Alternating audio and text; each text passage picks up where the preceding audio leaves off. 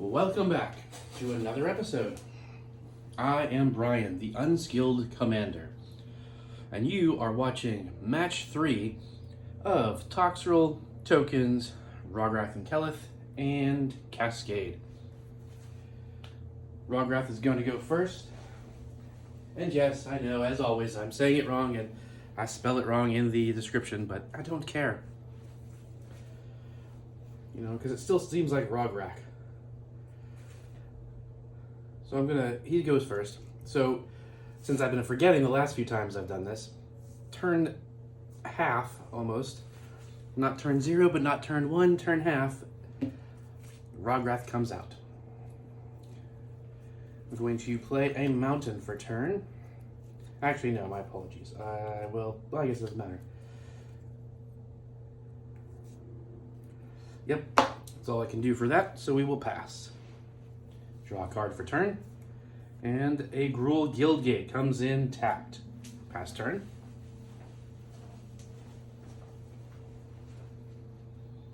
Draw a card. Play an island for turn. Alright, no turn ones, and no mana rocks yet, so we're going to pass. Draw a card. And we'll go with a forest, but still no 1-drops. Pass to turn 2. This game is flying along. 12 hours later. Alright, so I'm going to play Spectator Seating. Comes in tapped unless I have 2 or more opponents, which I do, so it's untaps. Tapping it for white and 1 other for Keleth. Going to move to combat and swing Rograk at Toxrill, because though that Toxrill creature is very dangerous. On attack, he gets a +1/+1 counter on it, so he is a 1/2, 1 commander damage to your facial area. Bammo. And 1 commander damage. That's all we can do here. We're going to go ahead and pass. Untap, upkeep. Oops, I don't. Why are those there? Shoot. That was probably the first 7 cards that didn't have any lands in it. So I will just shuffle it up.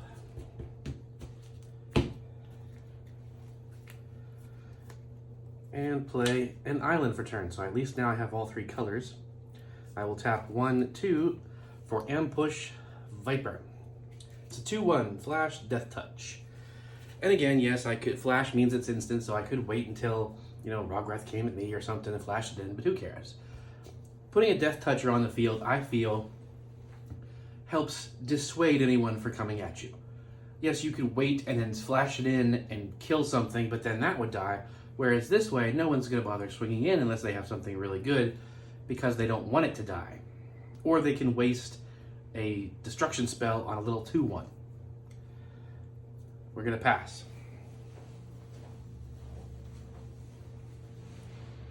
Draw for turn. Play a swamp. No useful 2-drops right now, so go ahead and pass. Untap. Going to play a mountain for turn. Tapping both for Frontier Guide. Little 1/1, at least it's a blocker. You can tap a green and 3 others and tap him to search your library for a basic, put it on the battlefield. That is a pretty nice deck thinning, mana ramping thing, although you have to waste 4 mana to do it every time. But at least it's an option to get cards out of your deck as you go.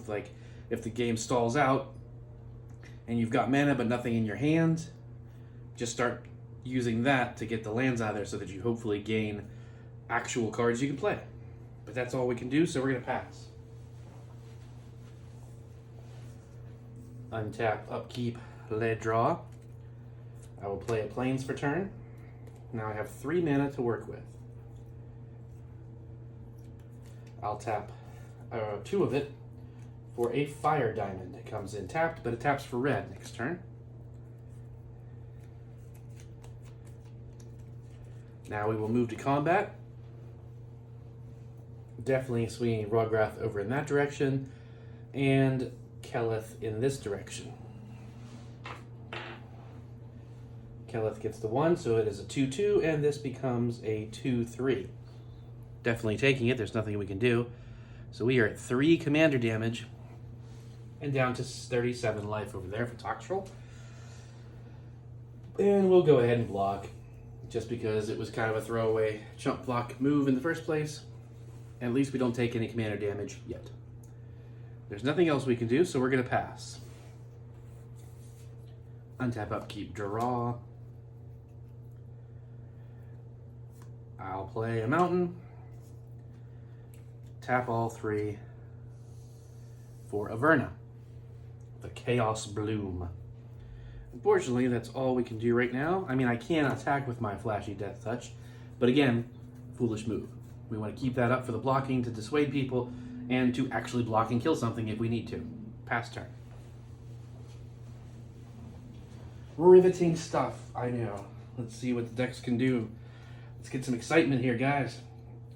We're going to play a Swamp for turn. I'm going to tap 2 for a Thought Vessel. Look at this excitement. The sheer audacity of a Thought Vessel.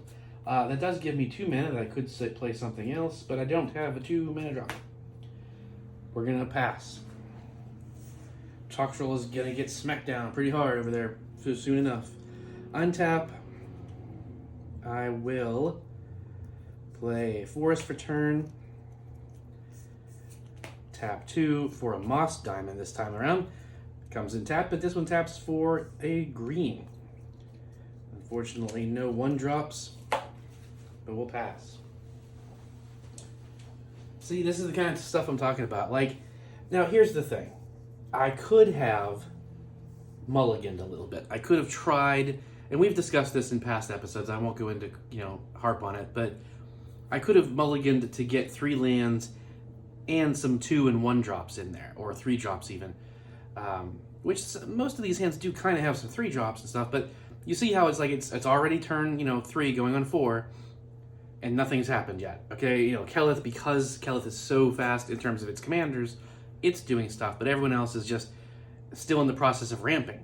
I mean, granted, okay, there's 2 creatures over here as well, but it doesn't feel like anything's happening. Diamond to diamond. I like the diamonds a lot. I really like putting them in decks, but they do come in tap, so it is slow. But it is ramped, so when next turn I play another land, I've got 5 instead of 4, etc. It does help, but it doesn't help when there's nothing on the field to defend against. However, that's just how these decks are, and it's difficult for me to figure out exactly, what to do, like what to do to fix them, other than crazy good land bases, which are expensive. I'm going to tap these 2 for Black Blade Reforged. Now I can't not equip it, but we are going to tap a red and 1 other to cast an enchantment, Aura, Maniacal Rage. Oops, that was it 2. Maniacal Rage gives the creature +2/+2, and it can't block. Rograk really doesn't want to be blocking anyway, so that's fine. I will then, for a land for turn, play Guileless Commons, bouncing a land back to my hand. So he taps for 2 colorless, so that's a little bit of mana ramp as well. I know a lot of people also don't like the bounce ones, where it's like, yes, it gives you an extra mana next turn, but that's next turn. Although that's why you play it, and I learned this, over time. You play it and bounce a land that's been tapped for something. That way it's not really an issue, but whatever. So we're going to move to combat. Rinse and repeat. Because as I've said before a million times, with commander damage especially, you want to keep focusing on the same person, unless, absolutely it's not a good idea. So +1/+1. So this is now a 5/5 coming in with no blockers, so that's up to 8 commander damage. And another 5 damage over here, down to 32 life. Over here, no blockers as well, so we are at 3 damage, down to 37 life. And that's going to be 3 commander damage, which we will use with a white dice to try and, the white horse. That's everything over here. Pass turn. That'd be great if we had a low-cost Cascade spell, but I do not. I'm going to tap these two for a Mind Stone, which adds 1 mana of any, or I'm sorry, no, it doesn't. It taps to add a colorless to your mana pool, and you can pay 1 and tap it to sacrifice Mind Stone and draw a card. I will then play Gruul Turf, bouncing the island back to my hand. Hey, look. Actually, no, sorry. Smart move is bouncing the mountain back to my hand just in case. But another bounce land. And I do that just in case someone wheels away your hand, you know, or makes you discard a bunch of cards. You don't lose the access to that color. I have 2 mana open, but I do have a 2 mana drop, so we will do that. 1, 2, for Strionic Resonator. You guys have seen this in one of the past episodes. You pay 2 and tap it, you can copy a triggered ability, which Cascade is. Because it triggers when something happens. You Cascade when the creature with Cascade enters the battlefield. So now, unless I'm wrong, by all means point it out to me in the comments and cite the source but I'm pretty sure my friends have, you know, said, hey, put this in your deck because it would really help Cascade. Regrettably, I don't have any Cascade cards right now. I want to send Averna over here, but you know what? I think I will. Let's have you take some commander damage, sucker. You're going to take 4 commander damage down to 36 life. Dude, what are you hitting me for? Because you're already getting scary with, like, the creatures over there, and I don't need you coming after me, too. Let's just share the wealth here a bit. But that's just going to make someone hit me over here. Pass turn.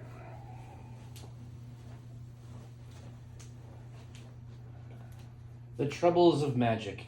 If you sit there and do nothing, you're probably going to lose. If you swing out and try and kill somebody or just do some damage, you just make yourself a target. I'm going to play another Swamp for turn. And we saw this last time, but it was too late. Coming in early is great. For Ristic Study. The card everyone loves to hate. So whenever an opponent casts any spell, I can draw a card unless they pay an extra 1 for that spell.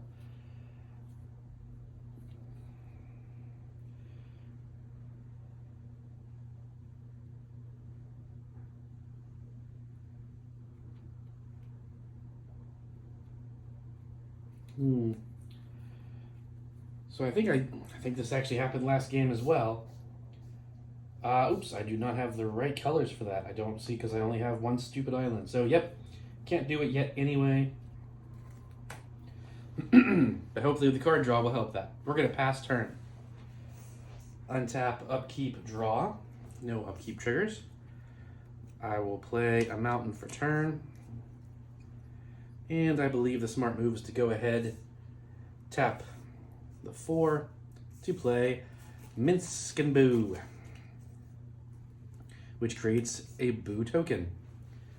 Then I will go ahead and +4, that'd be great, +1 up to 4. Wow, I'm just losing the numbers here. There we go. To activate his ability to give Boo 3 counters, making him a 4/4 with Trample and Haste. I have no 1-drops for my Moss Diamond, but we're definitely going to go to combat and swing 4 at you. You're down to 32. And unfortunately it's not commander damage, but at least it's a nice smack in the face. Leave me alone. No, I'm not going to. Well, you suck. So we're going to pass. Untap, upkeep, draw.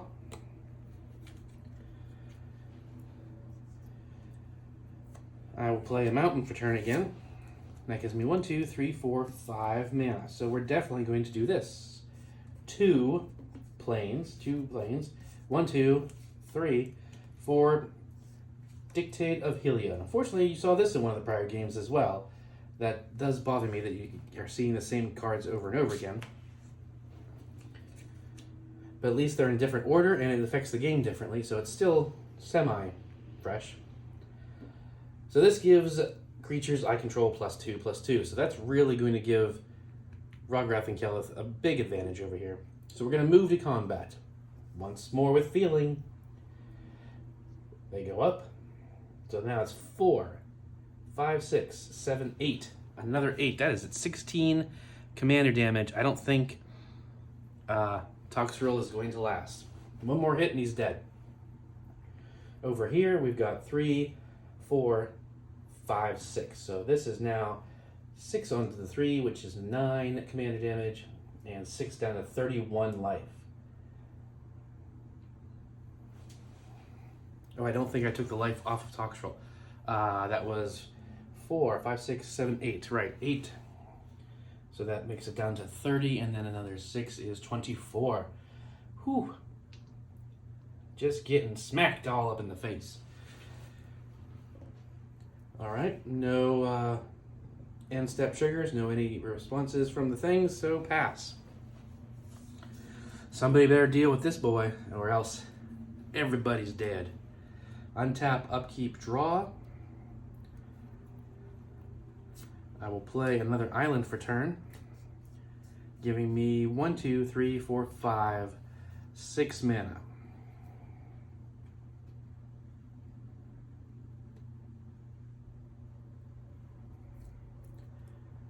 Okay, I literally have just enough to play this. Actually, no, I actually have better than that. Because this has, it basically has affinity for artifacts, but doesn't say that. It costs 1 less to cast for each artifact you control. That's 1, 2, meaning 2 blue, and then 1, 2, 3 for Gear Seeker Serpent. Another card you guys saw in one of the other episodes. I think. There were a couple times I played these decks and I had to scrap the videos. So now I'm starting to get confused as to what you guys actually saw and what happened but didn't actually make it to the channel. Because there were some major misplays and the entire game was nullified. And then the other time, the camera cut out for some reason halfway through after half an hour. So I finished the game, everything was fine, I go to turn it off, and it's already off. And I'm like, well, that was a complete waste of like an hour and a half. Well, hour and 15, whatever it was. So cool, we have Gear Seeker Serpent, a 5/6. I can pay 6 mana to make him unblockable. Now, where do we want to send it? Yeah, I mean, why not? That's going to be dead, so we're definitely sending it over here again. That's 8 commander damage for you. You're going to have to start to sit up and take notice of that. And then 2 and 2, that puts you at 28 life. So Rograk and Kelith are doing really well, but at the same time, this is still at 40 life. You know, sometimes that's how it happens. Sometimes you win because everyone else is just duking it out and you kind of keep your head down and snipe it at the end. Not the best way to win, but a win's a win. I would prefer if the decks were doing better, all of them. None of them are really doing well or doing what they're supposed to. But we've been seeing that. There's been no, I can't pay for any kind of copy, even though there wasn't any to begin with. Yeah, go ahead and pass.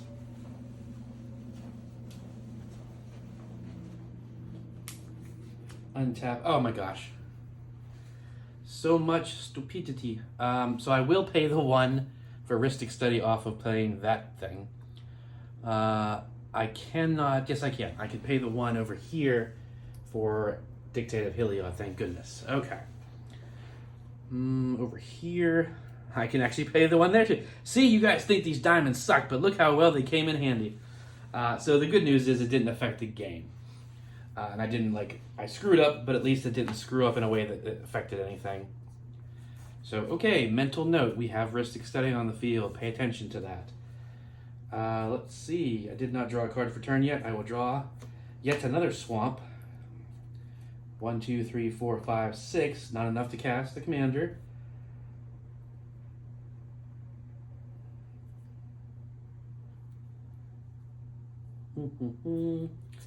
So we'll do 1, 2, 3, 4 for Notion Thief. If an opponent would draw a card except the first one they draw in their draw step, instead they skip it and I draw a card. So now we got all kinds of card draw going on. But unfortunately that is really all we can do, so we're going to pass. Untap, upkeep, draw. Playing another mountain for turn. Now I do have to be aware of Ristic Study, so So I've got 1, 2, 3, 4, 5, 6 mana, 3 of 3, 3 and 3, which is nice.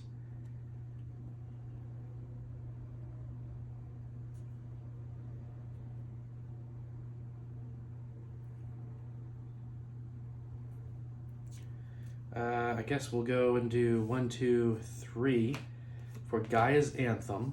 Now, do I want to pay? I have 1, 2, 3. I can do something, but it's really not. The targets on the field right now are enchantments, and I don't have enchantment removal. I have artifact removal. So I guess I will just go ahead and pay the 1 so you don't get to draw. We're going to go ahead and +1 to give him another. Oops. Why was that at 4? I think that was because I was saying it out loud, saying 4, so I made the counter 4. So I'm upping it with 3 more counters, making it 6 +1/+1 counters, making him a 7/7.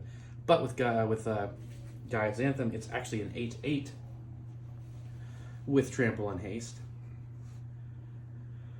Part of me almost wants to send it in that direction, but this is really still, 9 commander is nothing to ignore. So 8 damage coming at you. You've got no blockers because you've been swinging out. So you are at 20 health. If Cascade keeps helping out, we might actually be able to get rid of Rograk after he destroys Toxrill. But that's all I did there. Pass turn.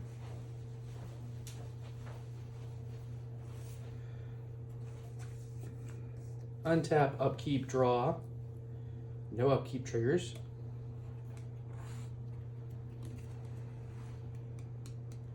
Oh, well, this works out perfectly. I will play another Plains for turn. Then I will, because it's sorcery, I will cast Renegade Tactics. Target creature can't block this turn. And I draw a card. Okay, another land. And all I have is 3 lands in my hand. Not the best for this deck. I should have a whole bunch of burn spells, or pump spells rather, at this point. But speaking of which, I can equip.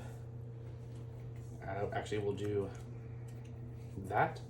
1, 2, and 3 to equip Blackblade Reforged to Kelith, because we really don't need it on anybody else, because this is going to take care of it. So we're going to move to combat. These go up by 1. So that is 5, 6, 7, 8, 9.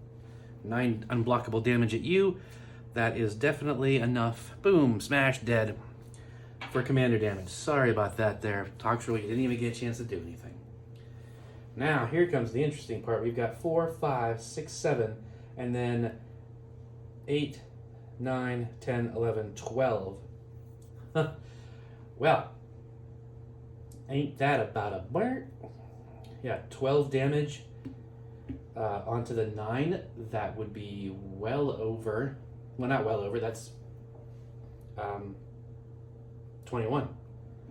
So you're dead. Commander damage. Ba-boom. Smash. Double. Look at that. If I hadn't equipped that, or more importantly, if I hadn't gotten Dictate of Heliod, but 1 turn, 2 hits, 2 people dead from different commander damage. Impressive. Way to go, Rograk and Kelith. We will go ahead and pass, and I'm pretty sure there's no way. I guess I shouldn't say there's no way, but, untap, upkeep, draw. Play Forest for turn.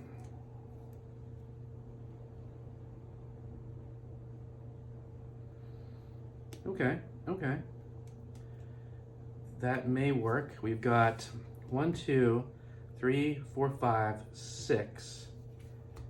So we're going to tap all 6 to play Brinline the Moon Kraken, a 6/8. When the Moon Kraken enters the battlefield, or whenever you cast a spell with converted mana cost 6 or greater, you may return target non-land permanent to its owner's hand. Bye-bye, Kelith. Because that is just scary. Goes back to the hand, which actually they will take it to the hand because that means it's only 2 to cast. So that's kind of bad in the commander sense, but especially for such a low-cost commander. But it's better than nothing. Now that you are completely open, I will... Well, I'm not going to send everybody because I definitely want to keep that Death Toucher open for Rograk. So yeah, 5 and 4, so 9. So we got 4 more commander damage, first of all, up to 12. And then 9 total damage, putting you at 11. So things aren't completely out of the range of possibilities for Cascade, even though we have not seen any instances of actual Cascade yet. Darn you. But whatever. It's fine. But seriously, though, it's, at least, like, what did I just say earlier? A win's a win. So we're going to go ahead and pass. There's no other triggers or nothing I'm missing, I don't believe. So we'll pass over to here. Untap, upkeep, draw. Going to play a mountain for turn. We'll tap a mountain and a plains to recast Kelith. Nice. Okay, that's something. Unfortunately, I mean, it has to be because it's the only freaking card in my hand. But do I have enough mana? We've got 1, 2, 3, 4, 5. Oh, we need 6 to do... No, wait, here's one. 1, 2, 3, 4, 5, 6. Perfect. I have 6. I have enough. So tapping a mountain and Gallus Commons for 3 for blow your house down. Up to 3 target creatures can't block this turn. Destroy any of them that are walls. That can't block, that can't block. You're wide open now, Paco. I don't know why I said that. I was going to say Bucko and I went to Paco. 1, 2, 3 to equip Blackblade Reforged. We are then going to combat. We are swinging at you. This goes up thanks to Kelith. So 6, 7, 8, 9, 10, 11, 12, 13, 14, 15, 16. Oh my gosh. Smash. Smash. 16 commander damage. We'll just round it up to 20. And then there was the 4, so 24, right? Something around there. 24 health and 16 commander damage. This is it. I mean, unless you can get through with a real big attack. Now, I do have 3 big creatures and only 1 blocker, so it's up in the air. There's no after effects on anything, so we're going to pass. These all untap. Draw a card. Cool, it's another land that I don't need right now. Yes, son of a mountain for turn. But let's try this then. A blue, +1, 2, to play Of One Mind. This spell costs less to cast if you control a human creature and a non-human. Do I? I do not. I didn't think so. Draw 2 cards. Boom. Boom. Well, one of them was a land, but we will play... Hang on. Island and a forest to play Coiling Oracle.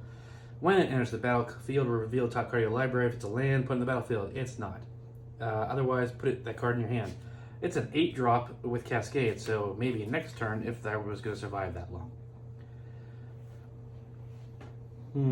I guess that is a triggerable offense, as it were, right? Because it's copy triggered ability. When it enters the battlefield, that's a thing, I think, right? I really do honestly need to look that up to make sure I understand what that works for. We'll go ahead and pay 2 and tap it to copy that enter the battlefield trigger. Reveal it. It's not a land, it's just a Farhaven Elf goes in my hand. Can't cast it. So it's not going to affect the game in any fashion. Let's see. 6. 5. Well, first of all, you're going to block with that. So 5, 10. Oh my gosh. Wow. Wow. Okay, well, I can't swing out with everybody because it's 5. Oh no, that is 11. Huh, never mind. I forgot it was a 2-1, not a 1-1.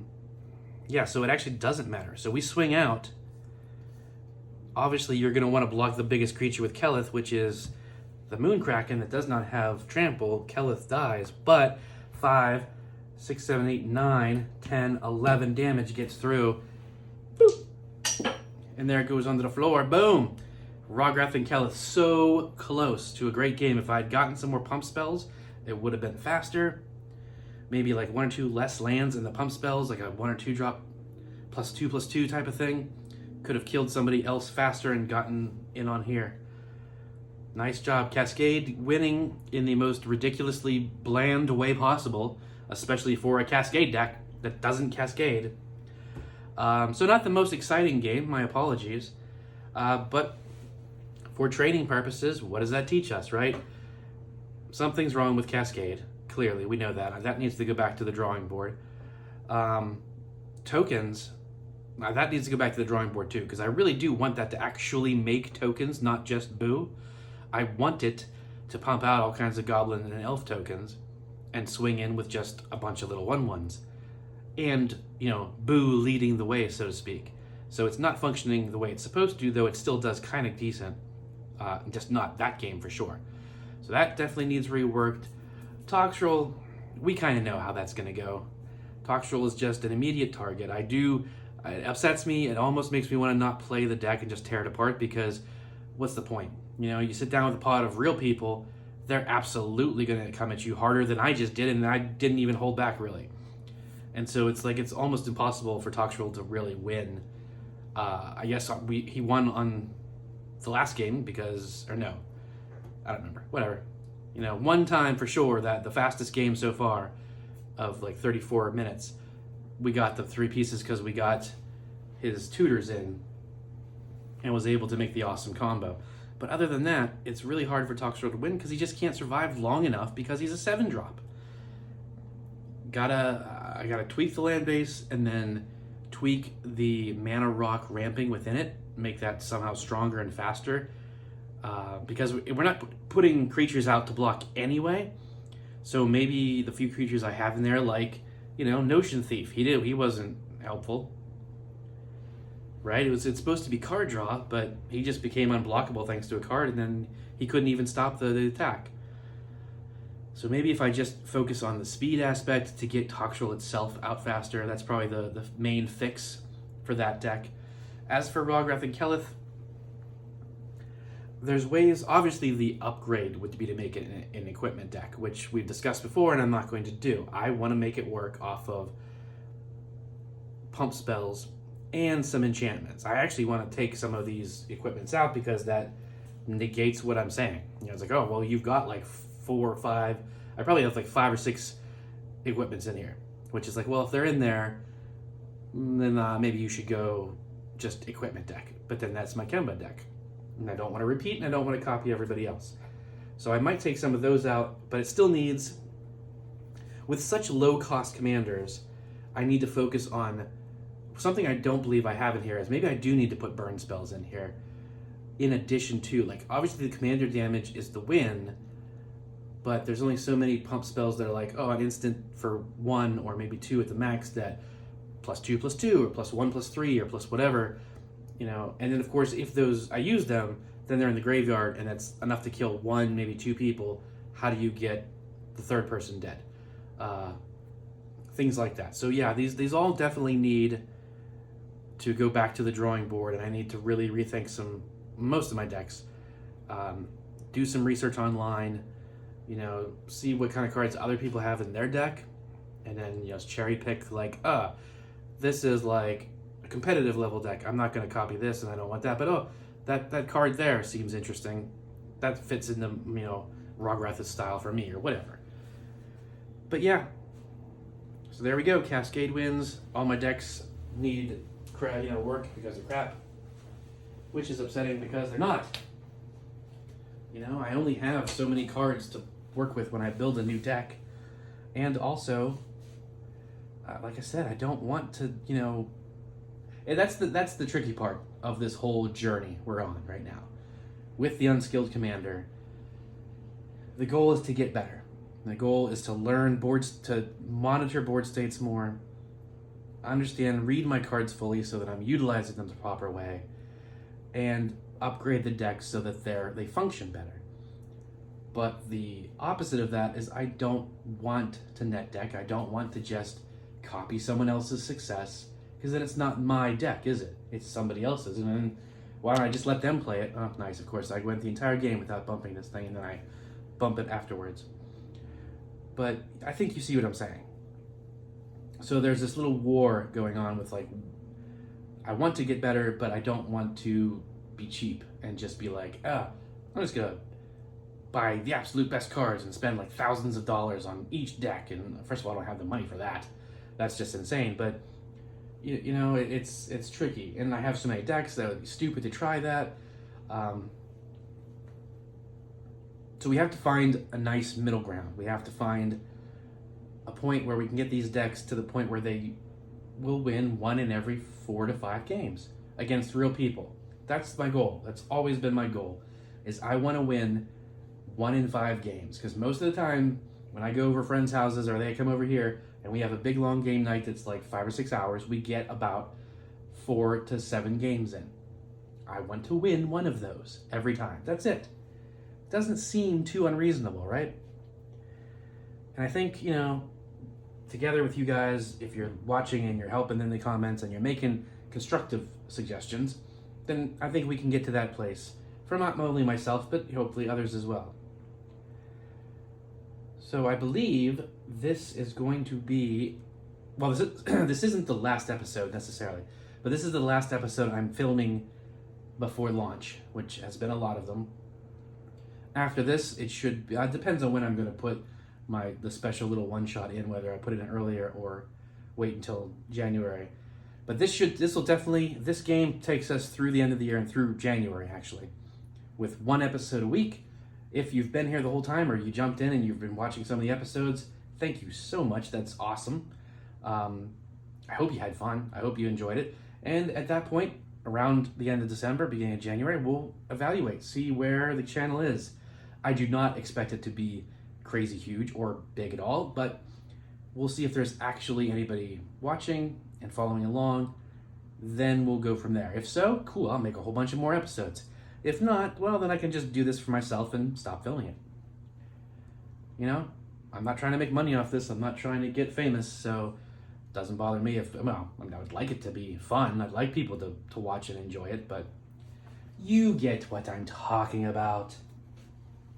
So I'll see you next time.